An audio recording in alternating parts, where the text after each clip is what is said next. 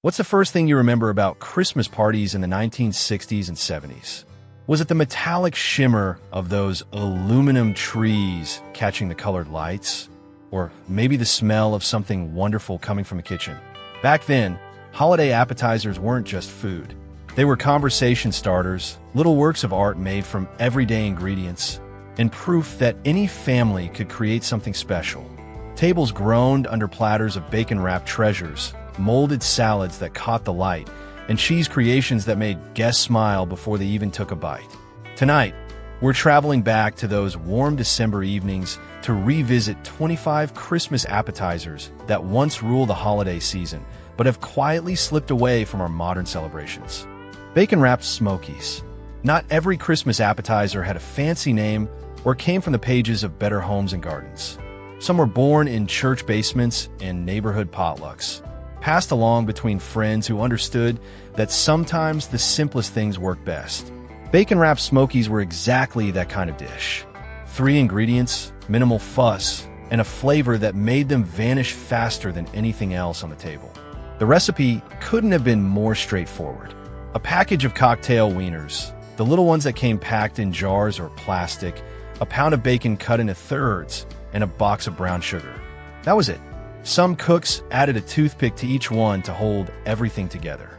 Others discovered that if you packed them tightly enough in the baking pan, they stayed wrapped on their own. As they baked, something magical happened. The bacon fat rendered out, mixing with the brown sugar to create a sticky, caramelized glaze that coated every piece. The bacon crisped up at the edges while staying just tender enough in the center. And the smell that filled the house was enough to drive everyone a little crazy with anticipation. Kids would hover near the kitchen, waiting for permission to sneak just one before the platter went out. Adults weren't much better, picking them off the tray while they were still warm.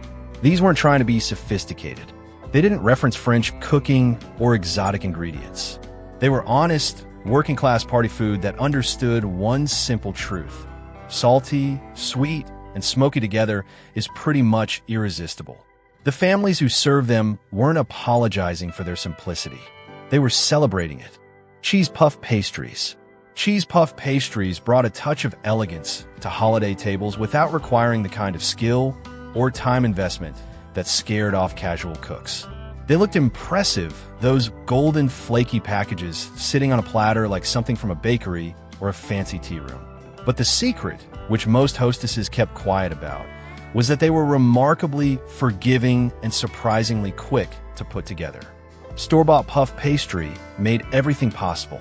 Before it became widely available, these kinds of pastries required hours of work, folding and rolling butter into dough repeatedly to create all those delicate layers.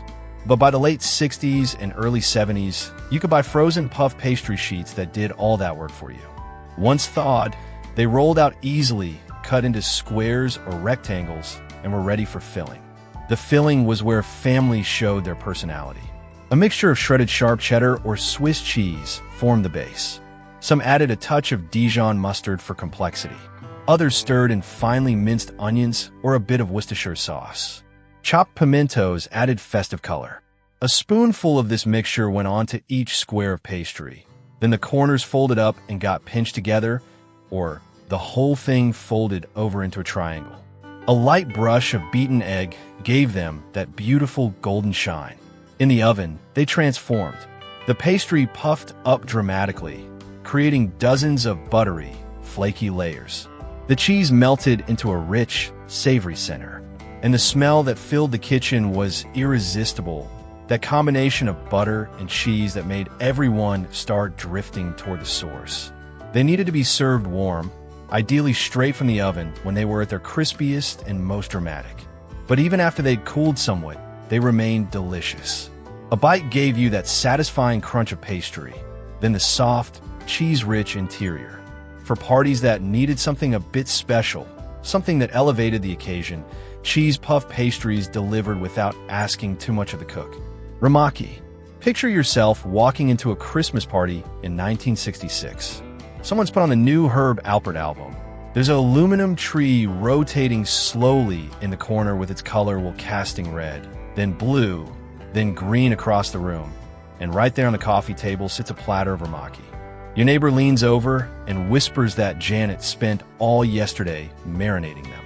They look exotic, almost restaurant quality, nothing like the usual holiday fare. Rumaki captured something specific about that era. After the war, American families became fascinated with anything Polynesian or tropical. Tiki bars opened in strip malls across the Midwest. Families who'd never left their home state suddenly wanted a taste of somewhere far away and exciting. Rumaki delivered exactly that. The recipe required overnight planning. Chicken livers and crunchy water chestnuts soaked in soy sauce, brown sugar, ginger, and sometimes a splash of sherry. Each piece got wrapped in a half strip of bacon, secured with a toothpick, then broiled until the bacon turned crispy and caramelized. What came out of the oven was remarkable.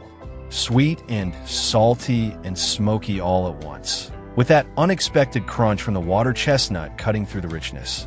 The chicken liver, which might sound intimidating now, became mild and almost buttery after its marinade bath.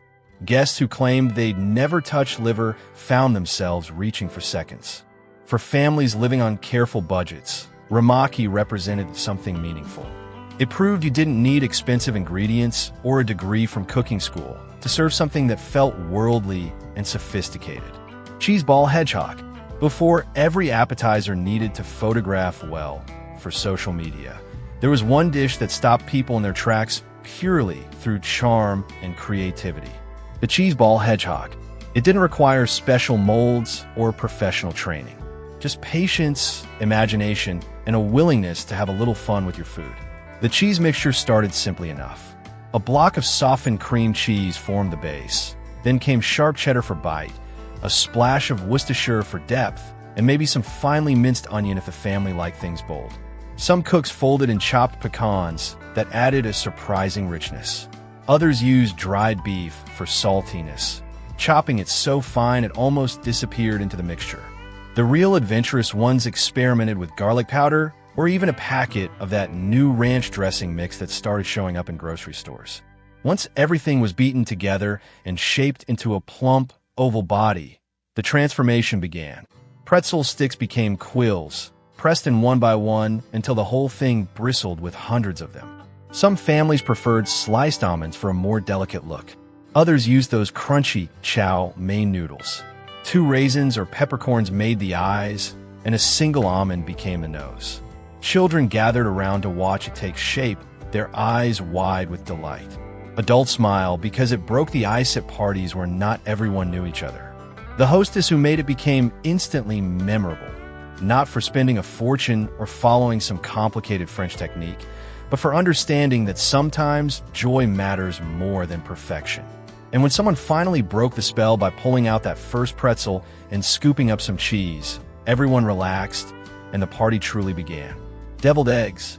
If you grew up in the 60s or 70s, you knew that no Christmas gathering could start until someone carried out the deviled eggs. They appeared on special serving platters, sometimes on a bed of lettuce, often arranged in concentric circles like they belonged in a magazine.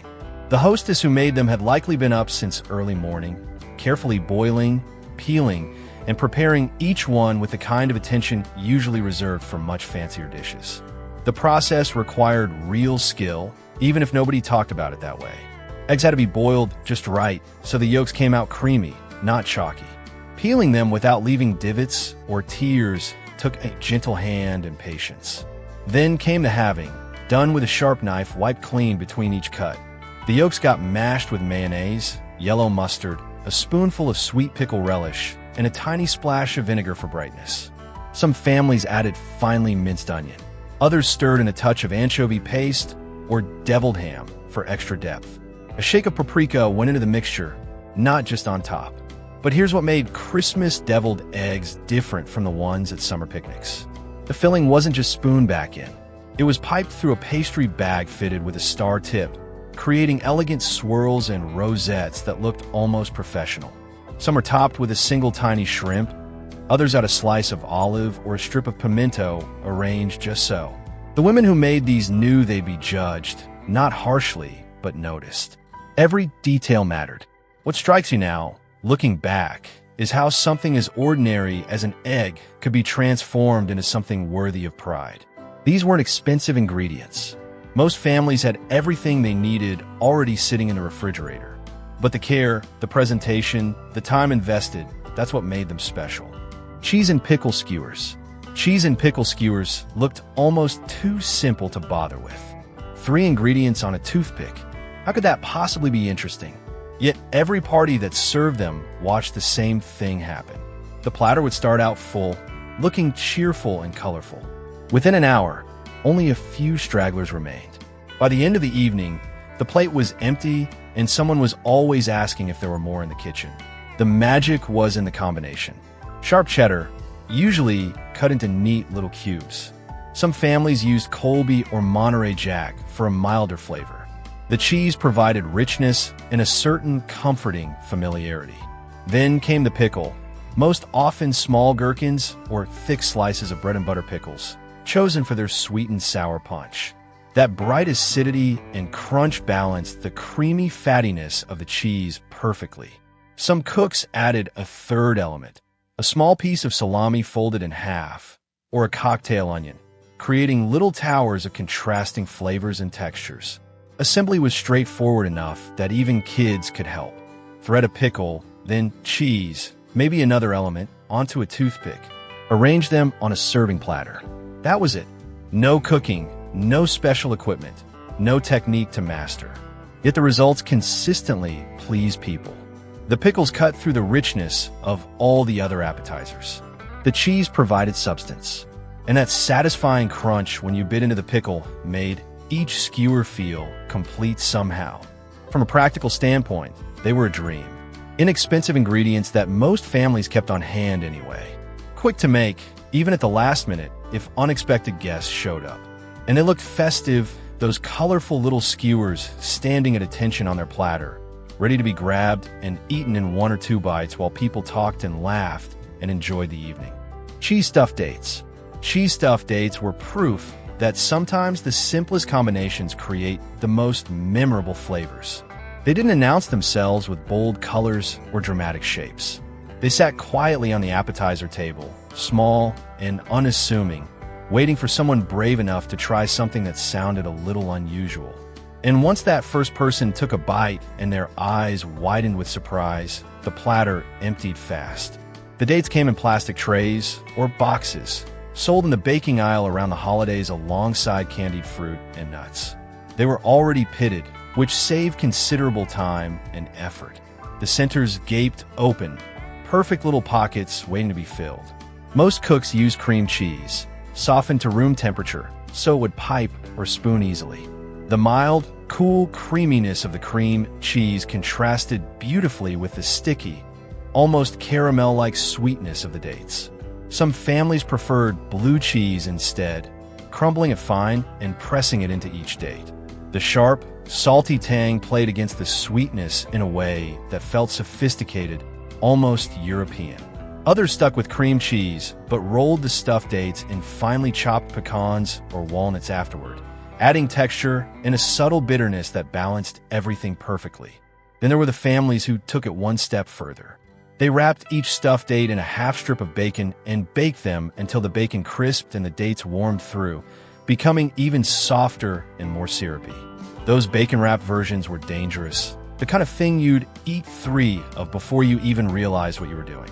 The beauty of cheese stuffed dates was how they fit the hosting style of that era so perfectly. Quick to assemble, inexpensive, requiring no special equipment or technique. Yet the result felt special, almost like something you might be served at a cocktail party in a much fancier home than yours. Ham and pickle roll-ups. Before meal planning became complicated and appetizers required specialty stores, some of the most beloved holiday dishes came from pure common sense. Ham and pickle roll-ups proved that point perfectly. No cooking, no complicated technique, just a few ingredients from the deli counter and refrigerator section that somehow became greater than the sum of their parts. The process was almost embarrassingly simple, which is probably why it worked so well. Thin slices of deli ham, the kind that came in those vacuum-sealed packages, got laid out flat on a cutting board. Each slice got spread with a generous layer of softened cream cheese, edge to edge. Then came a whole dill pickle placed right in the center. The ham rolled up tight around it, creating a spiral. After an hour or two in the refrigerator to firm everything up, each roll got sliced into neat little pinwheels. What you got was this perfect combination that shouldn't have worked as well as it did. The salty, slightly sweet ham, the cool, mild cream cheese, and then that sharp, briny crunch from the dill pickle that tied everything together. Some families added a thin smear of yellow mustard to the cream cheese before rolling. Others used sweet pickles instead of dill for a milder flavor that appealed to kids. These roll-ups represented something important about holiday cooking in that era. They proved you didn't need to spend all day in the kitchen or have fancy culinary training to create something people genuinely enjoyed. They disappeared from platters at an alarming rate, grabbed by guests who'd pop one in their mouth and immediately reach for another. And the hostess who made them, she could relax and enjoy her own party instead of being trapped in the kitchen all night. Shrimp cocktail. Shrimp cocktail held a particular place in the Christmas appetizer lineup. For families who watch their grocery budget carefully all year, buying even a small bag of frozen shrimp felt like a genuine splurge. But Christmas was different. Christmas meant treating yourself and your guests to something a little special, even if it meant cutting back somewhere else. The shrimp came pre-cooked and frozen, usually in 1-pound bags tucked into the back corner of the freezer section where the more expensive items lived. The night before the party, they'd go into a bowl of cold water to thaw slowly. By the next afternoon, they'd be arranged carefully around the rim of a glass bowl or a metal serving tray, their pink curves all facing the same direction. Some hostesses placed them on a bed of crushed ice to keep them cold. Others used lettuce leaves for color. The real star was the cocktail sauce. Most families made their own, and every family had their own proportions. Ketchup formed the base, thick and sweet. Then came the horseradish, the ingredient that separated the timid cooks from the bold ones. Too little, and the sauce tasted flat. Too much, and it cleared your sinuses on the first bite. A squeeze of fresh lemon juice brightened everything. Some added a few dashes of Worcestershire, others a tiny pinch of garlic powder. When the tray hit the table, people naturally gathered around it. There was something about that ritual, the dip, the bite, the cold snap of shrimp against the sharp, spicy sauce, that made people feel like they were participating in something just a bit fancy. For a few hours, that living room in Toledo or Fresno or Charlotte felt a little more glamorous. Chicken liver mousse. Chicken liver mousse represented aspiration. It was the appetizer that separated the casual home cook from someone who studied Julia Child and knew their way around French technique. Pale, silky smooth, often served in a small decorative bowl with a layer of clarified butter sealing the top, it carried an unmistakable air of sophistication. Some guests would eye it nervously, unsure whether they dare to try it. Others would make a beeline straight for it. The process demanded attention and precision. Fresh chicken livers got trimmed carefully, removing any green bits or membranes that could make the final product bitter.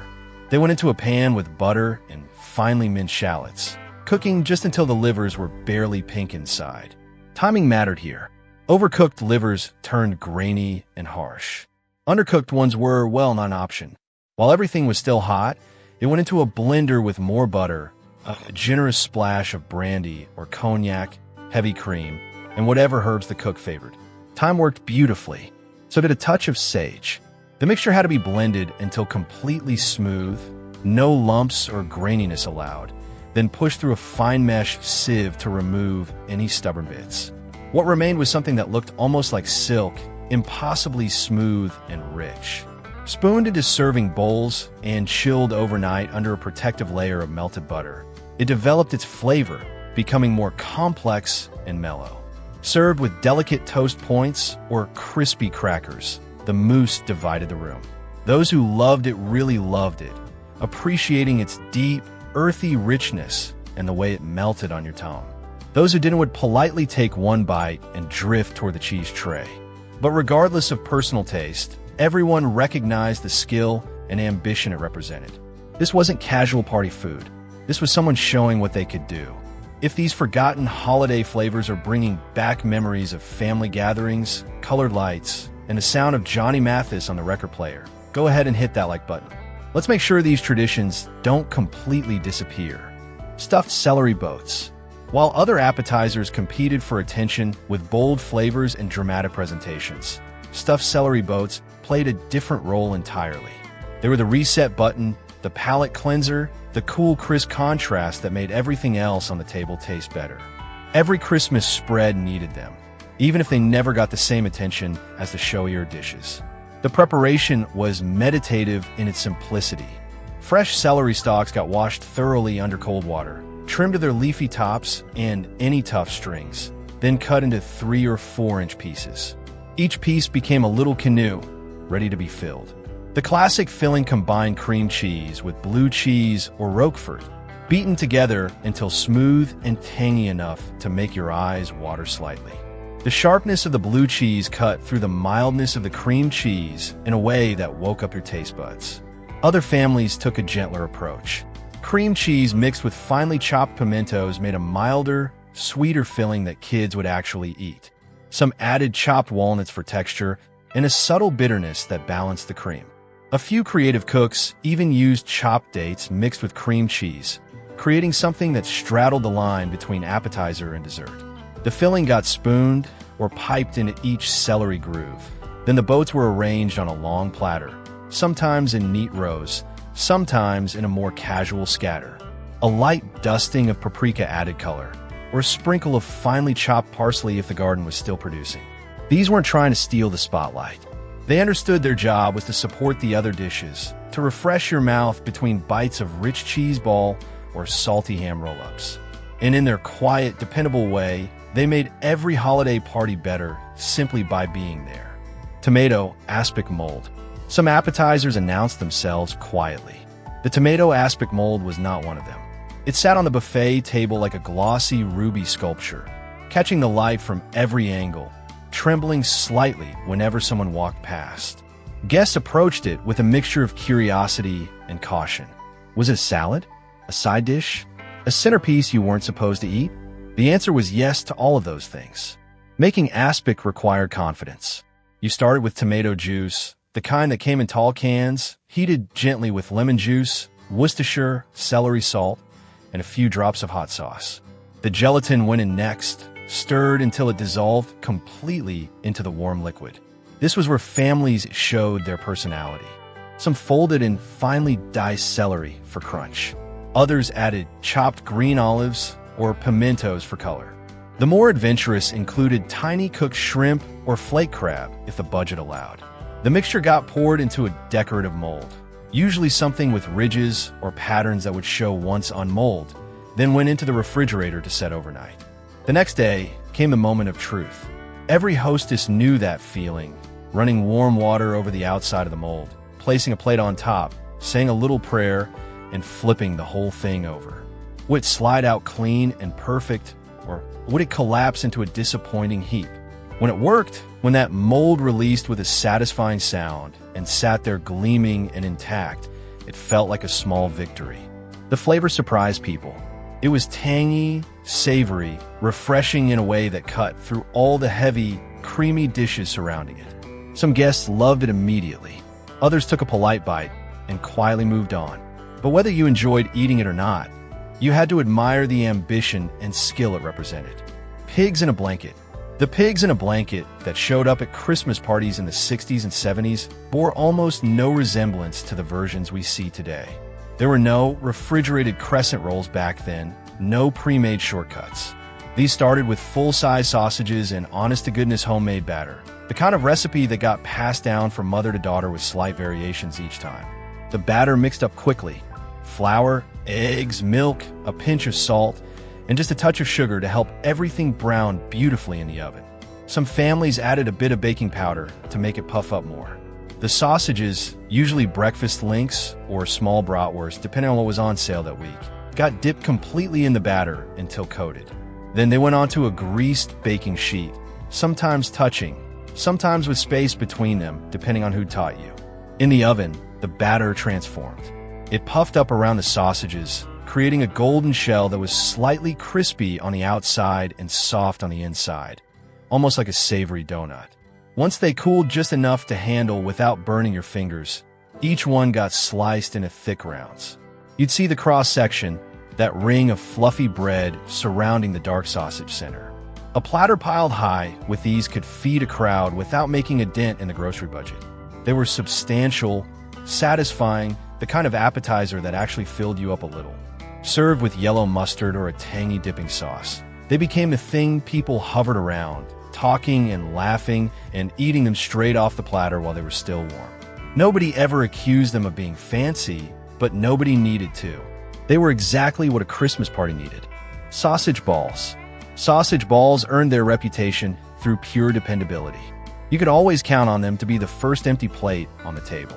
Made from just 3 ingredients that most families kept on hand during the holidays, they filled the house with the kind of smell that made everyone wander into the kitchen asking when dinner would be ready. The mixing happened by hand.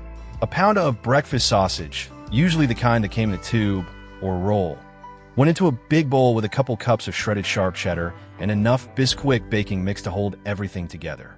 As you worked it with your hands, the sausage fat warmed the cheese until everything became almost dough-like. Some cooks let the mixture rest in the refrigerator for an hour before forming the balls.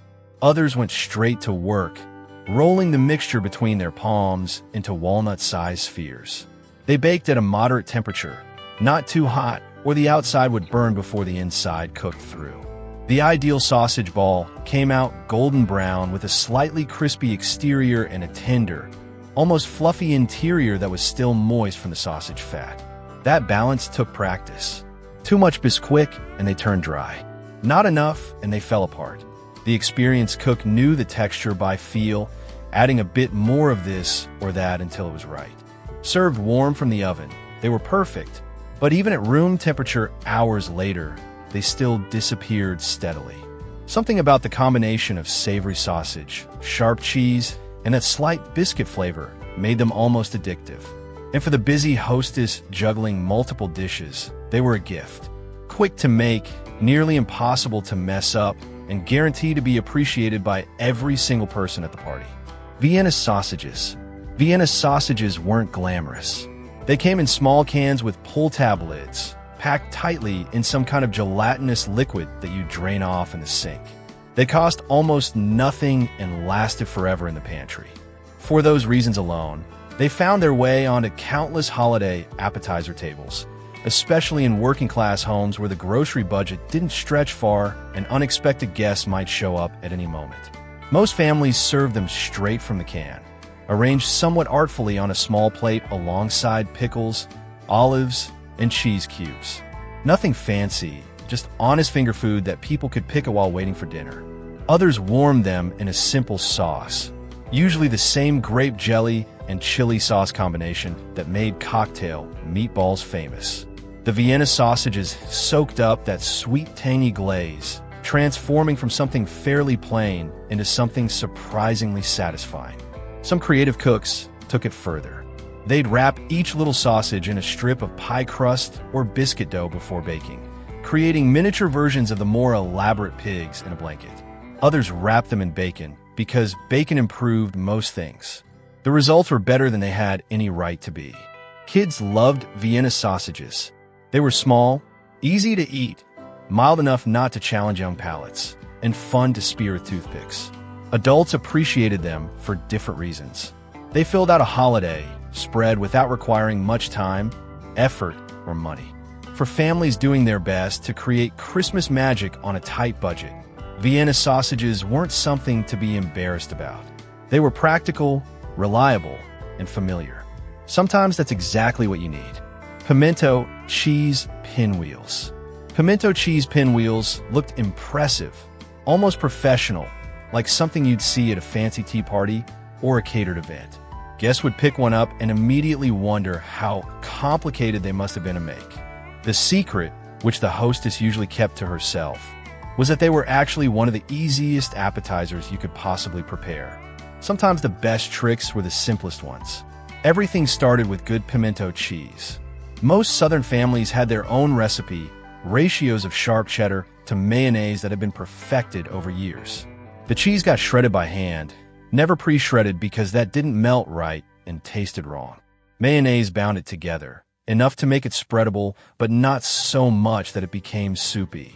Diced pimentos from a small jar added those distinctive red flecks and a gentle sweetness. Some families included a bit of grated onion or a shake of cayenne pepper. Others added a spoonful of cream cheese to make the mixture smoother. The bread varied by region and family preference. Soft white sandwich bread worked well, rolled flat with a kitchen glass to make it pliable. Flour tortillas, once they became common in grocery stores, made the process even easier. The pimento cheese got spread evenly across the surface, edge to edge, then everything rolled up tight like a carpet.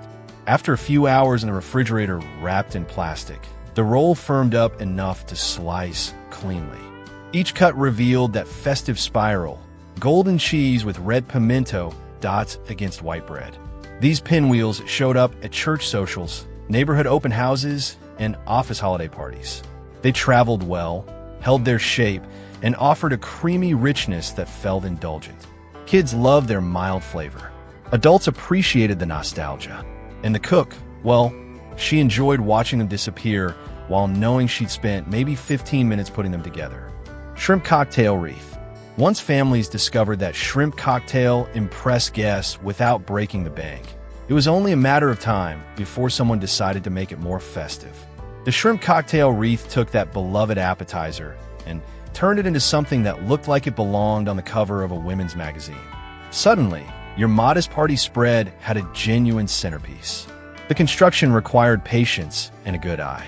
A large round platter, usually glass or silver, formed the base. Crisp lettuce leaves or fresh parsley sprigs got arranged in a perfect circle, creating a green backdrop. Then came the shrimp, those small pre-cooked ones from the freezer section that most families could afford. Each piece had to be placed carefully, all curving the same direction, overlapping slightly like rose petals or ornaments on a garland. The arrangement created that distinctive wreath shape, open in the center. That center held the cocktail sauce, served in a small bowl that became the wreath's heart. The bright red sauce against the pink shrimp and green herbs looked undeniably festive. Some cooks added lemon wedges between the shrimp or tucked in cherry tomatoes for extra color. The most ambitious might fashion a bow from a red pepper or arrange the lemon slices to look like holly berries. What made this dish special wasn't the ingredients, which were the same as regular shrimp cocktail. It was the presentation, the extra 20 minutes someone spent arranging everything, just so.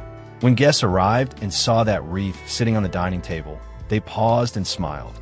It showed that someone cared enough to make an effort to turn an ordinary appetizer into something that celebrated the season. Marinated mushrooms.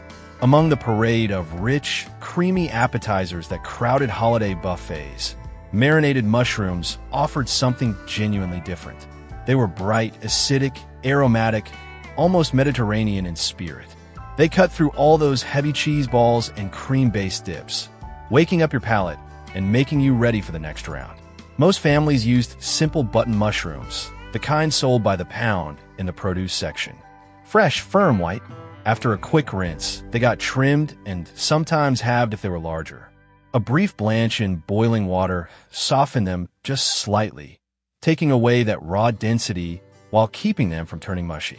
Then they went straight into the marinade while still warm, soaking up all those flavors as they cooled. The marinade was where each cook showed their style. Olive oil formed the base, sometimes regular vegetable oil if olive oil felt too expensive or exotic. Red wine vinegar or cider vinegar added the necessary acid. Garlic went in crushed or minced, lots of it, enough to make the whole bowl smell amazing. Dried oregano brought that Italian restaurant quality. Crushed red pepper flakes added gentle heat. Some cooks included bay leaves or a pinch of sugar to balance the vinegar sharpness. As the mushrooms sat, hours or even days in the refrigerator, they transformed. They became tender, flavorful, glistening with oil and herbs.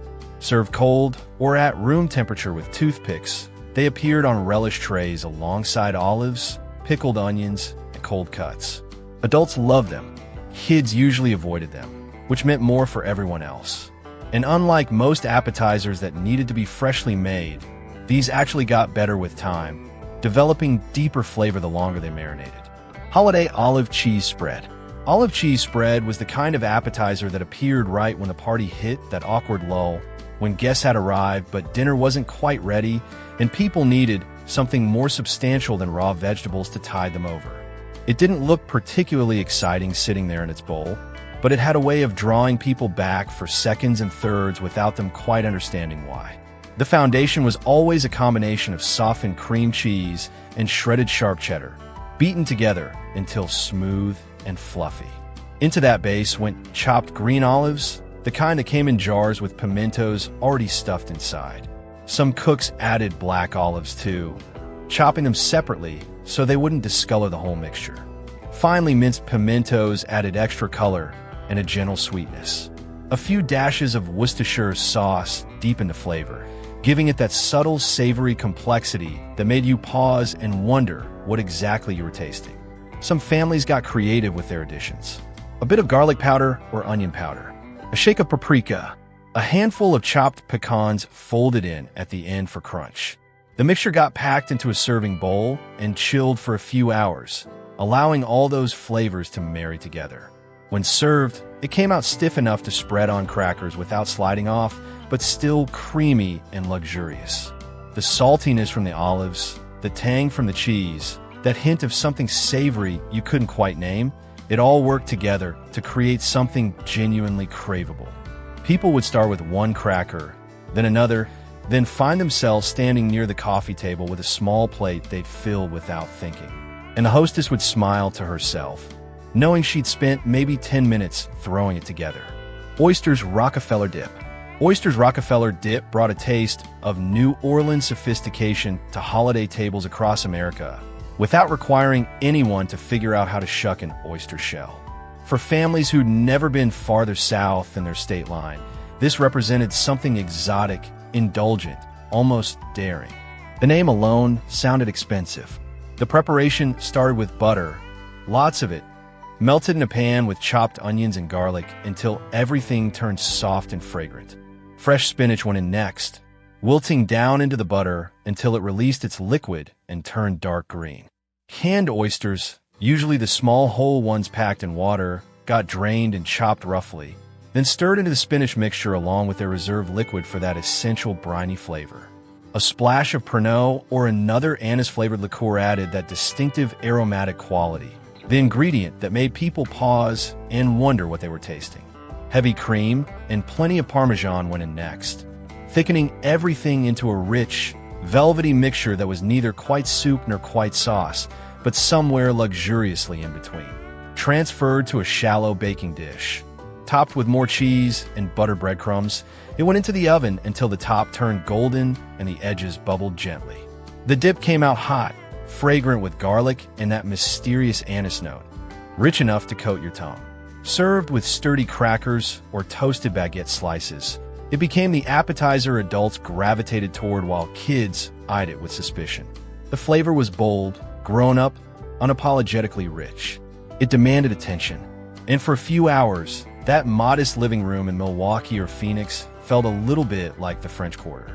Sardine Canapés. At a time when canned fish was a staple, not an afterthought or an emergency meal, sardines found their way on a holiday appetizer tables more often than you might imagine. They weren't for everyone, and they weren't trying to be. Sardine canapés appealed to a particular crowd, usually adults with more sophisticated palates who appreciated strong flavors and weren't afraid of a little brininess.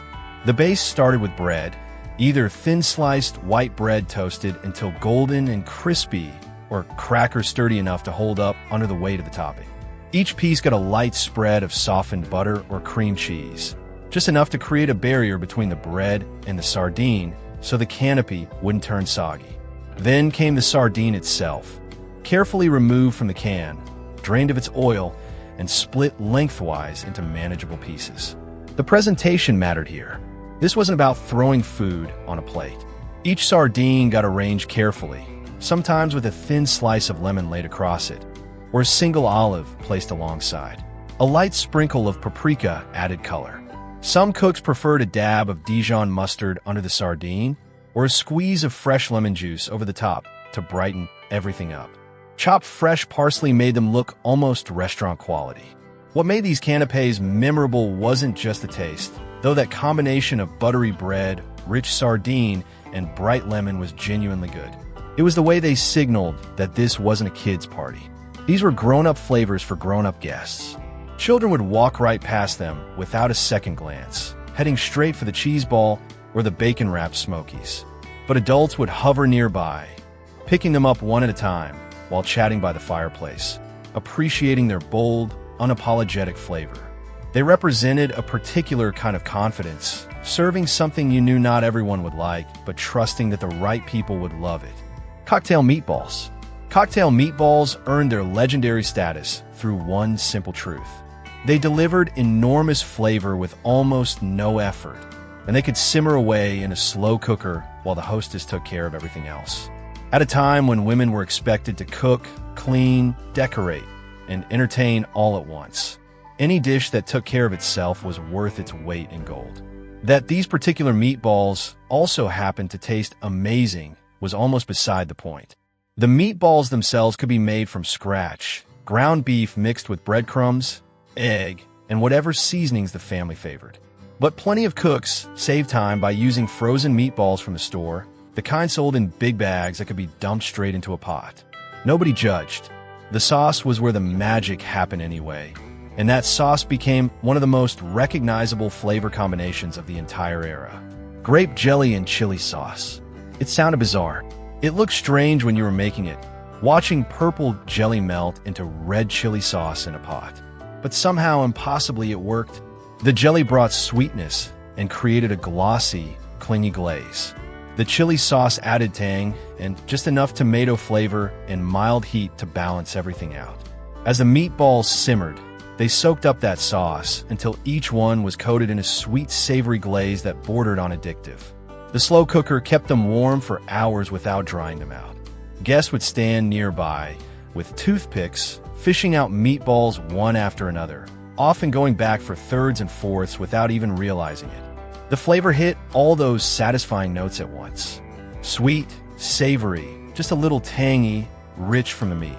And the texture was perfect, tender meatballs that yielded easily without falling apart. These meatballs showed up at every kind of gathering.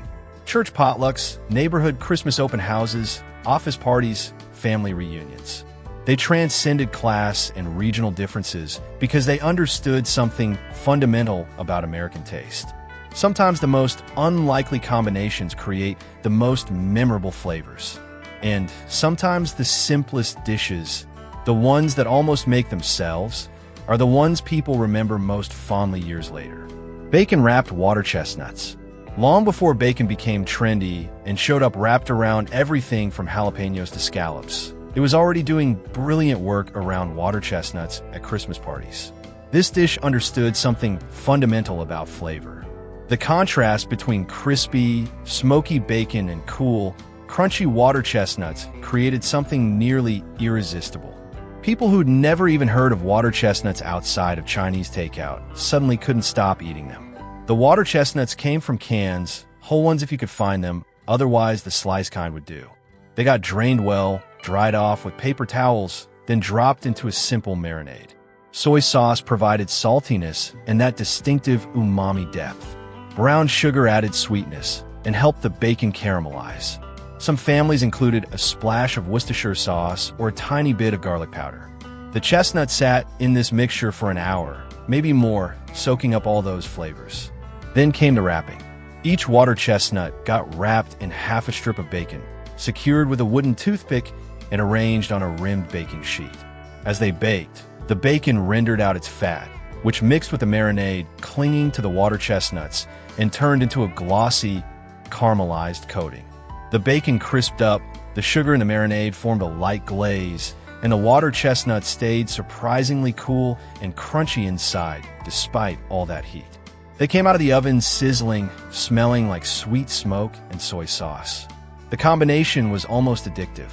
That first bite gave you crispy bacon, Then your teeth hit the water chestnut with a satisfying snap that released all those marinated flavors. Sweet, salty, smoky, crunchy. Adults would grab 2 at a time straight from the platter. And the hostess, if she was smart, had made extra because they never lasted as long as she hoped. Are you still with us? Remembering the aluminum tree and the record player and the way your grandmother's house smelled on Christmas Eve? Drop a yes in the comments so we know you're here for this journey back in time. Deviled ham spread. Deviled ham spread was one of those reliable workhorses of the holiday appetizer table. It didn't draw gasps of admiration or require explanation. It simply showed up, did its job, and disappeared steadily throughout the evening. For busy hosts juggling multiple dishes and endless preparations, this spread was a godsend. Fast to make, virtually impossible to mess up, and guaranteed to be eaten. The can of deviled ham was instantly recognizable. That little rectangular tin with the red devil on the label, sitting in cupboards across America. Once opened and emptied into a bowl, the spread could go in several directions depending on family preference. The most common approach mixed it with enough mayonnaise or softened cream cheese to mellow out the intensity and create a spreadable consistency. The canned ham on its own could be almost overwhelming, that concentrated smoky salty punch hitting you all at once.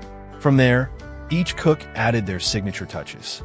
Finely chopped celery for crunch and a fresh note that cut through the richness. Minced onion for bite. Sweet pickle relish for a hint of sweetness and texture. A spoonful of yellow mustard or a shake of paprika to deepen the flavor.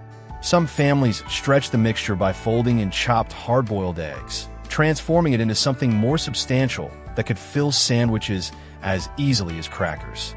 Serve in a simple bowl with crackers arranged around it, or spread on celery sticks, or used as filling for tiny cocktail bread rounds. Deviled ham spread was thoroughly unpretentious. It knew what it was. Bold, savory, salty party food that tasted especially good during cold December nights when you needed something hearty and satisfying. The people who loved it really loved it, coming back to it again and again throughout the evening. Ham roll-ups. Ham roll-ups were the kind of appetizer that vanished so quickly you'd wonder if you'd made enough. The answer was always no, you hadn't, regardless of how many you'd prepared. Their appeal wasn't mysterious. They delivered a perfect combination of salty ham, cool cream cheese, and a satisfying shape that felt just right in your hand. The process started at the deli counter with thinly sliced ham. The pre-packaged kind worked fine, those neat stacks in plastic that made everything easy. Each slice got laid out flat and spread with a filling that varied from kitchen to kitchen. Plain softened cream cheese was classic. Simple, mild, letting the ham's saltiness shine through. Others mixed in finely chopped green onions for a fresh, sharp note. Some added sweet pickle relish or minced pimentos for little bursts of color and flavor throughout the cream cheese. Once spread, each slice got rolled up tight into a compact cylinder and placed seam side down in a container. After a few hours in the refrigerator, they firmed up enough to slice cleanly. Each roll-up got cut into thick rounds, revealing those appealing pink and white spirals that looked festive without trying too hard. Some families took a different approach, tucking a whole dill pickle spear inside before rolling. When sliced, these versions gave you ham, cream cheese, and a crunchy pickle center that added a tangy surprise. The genius of ham roll-ups was their complete lack of pretension. They weren't trying to impress anyone or prove anything. They understood that sometimes simple flavors, executed well, were exactly what a party needed. No cooking meant no stress. No expensive ingredients meant no budget concerns. Just reliable, satisfying finger food that people actually wanted to eat. And when the platter emptied, which it always did, the hostess could feel good knowing she'd spent maybe 20 minutes total making something that brought genuine pleasure to her guests. As we come to the end of our journey through these 25 forgotten Christmas appetizers, one thing becomes clear. These dishes weren't just about food. They were about families doing their best to create magic during the holidays, often on tight budgets, always with love and care. Each platter told a story of creativity, of making do with what you had, of welcoming guests into your home and making them feel special. These appetizers have largely disappeared from our modern holiday tables, replaced by different trends and new traditions. But the spirit behind them, that determination to celebrate and share and create joy, that hasn't disappeared at all. Which of these appetizers do you remember most vividly from your own childhood Christmases? Was there one special dish that your family made every single year without fail? Share your memories in the comments below. And if you enjoyed this trip down memory lane, make sure to subscribe so you don't miss our next look at the foods and traditions that shaped our past.